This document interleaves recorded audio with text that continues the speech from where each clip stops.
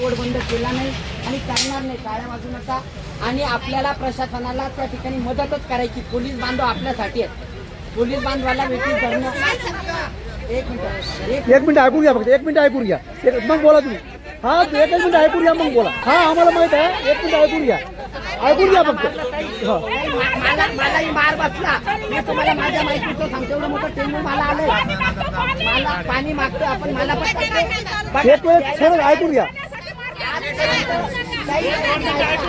आजपर्यंत तयार नव्हते, आता द्यायला तयार झाले.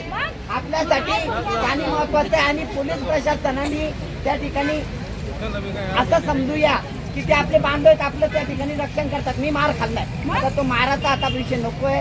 आपल्याला ते पाणी द्यायला तयार आहेत. आपल्या एकाही पदाधिकाऱ्यावर गुन्हा दाखल करणारे आज शब्द पण देत आहेत. आपण त्या ठिकाणी लोकशाही मार्गाने जाऊया. आता दिलेलं त्या ठिकाणी त्यांनी काय काय लिहून देतात. माझी विनंती आहे, एका तासात कोणी हल्ले वाजू नका. काही एका तासात आज सगळं संपेल आणि आपण शांतीच्या मार्गाने त्या ठिकाणी आंदोलन केलं. पहिलेच आंदोलन आपण शांतीच्या मार्गाने करणार होतो, पण त्याचा वेगळंच त्या ठिकाणी गोष्टी घडल्या.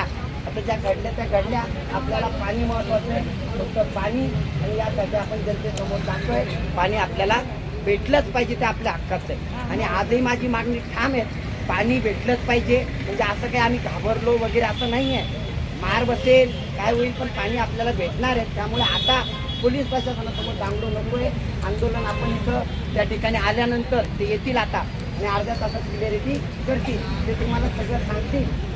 त्यांना विनंती करेन की तुमच्यासोबत बोला, म्हणजे माझ्यासोबत याच्यासोबत बोलून काही फायदा नाही. ठीक आहे, 10 नाही, झंडे वाजवणार नाही, काही नाही. मी सांगते फक्त 2 मिनिटं. पहिली गोष्ट, आपल्याकडे आता जिल्हा परिषदचे सीओ साहेब येत आहेत. अर्ध्या तासामध्ये ते इथं पोचतील. ते आपल्याला लेखी देणार आहेत. किती दिवसात पाणी कशा पद्धतीनं मिळेल, कसा पुरवठा करणार आहे. आणि विशेष म्हणजे ते आपल्या कोणत्याही पदाधिकारी